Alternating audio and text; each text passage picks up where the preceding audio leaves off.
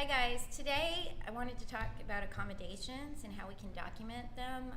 You have many students receiving special education and ESL services, and I know you guys know your students, but we have to keep some sort of documentation, and Champ does a great job, so I kind of wanted him to share what he does with you. Hello everyone. Okay, here's the deal. Not everybody does this the same way, nor should you do it like this. As a matter of fact, you probably have your own system and it's awesome. I'm just showing you if you don't have a system or if you want to see how other people do it, this is how I do mine. How do I organize my special education services, my language learners, and my 504 into one place? I use this binder.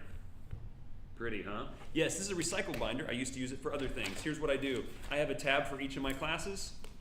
In the first period class, I have my language learners at the beginning. Now this form is a form that we got at the beginning of the school year. If you need to get any extras of this, you can get that in the mail room. There's going to be some copies there for you. But this has some things, and I'll talk about those in a second. After those, I have the IEPs.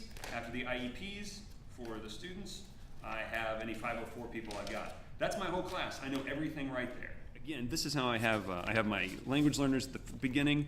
How do I use this? Candidly, I don't use the IEPs a lot. I don't have a lot of written assignments. Most of mine are project-based. But on testing times, this is huge. This student needs to have oral administered tests in a small group, and this is on student request. So I highlight those areas when I get those. This helps me to remember when it comes time for midterms and finals or any major, if I do have something that is a test, that I have that information just real quick and easy that I can get my hands on it.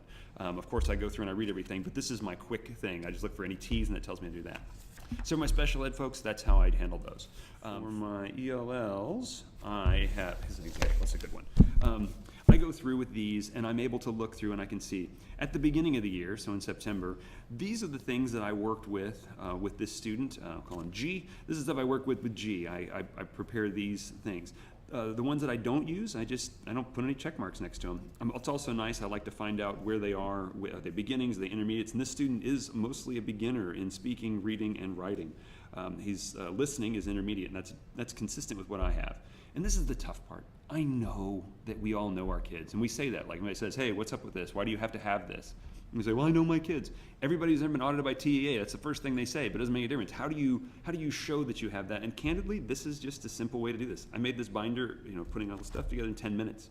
And then, but I use this every time there's a checkpoint. So, at a 6 weeks or at a 3 weeks, then I'll move on. When we get about halfway through, what am I still using? One of the things that I noticed is that I'm not using as much, in the middle of the year, I didn't use as much having him partnered with somebody who could interpret, and his stuff got a little bit rougher, and so I put him back with somebody, and that made that better. He's working, so I go through those, and I realize I don't need to work with him as heavily on some things, or I'm working with more in other times. But that's how I go through this. Right now, we're at the end of this time, so all of these will be going away, and I'll be getting a fresh set when we get the new semester. But I'll go through the same way. When I get as the information comes in, I put it all in this binder. I don't use a label or anything on it.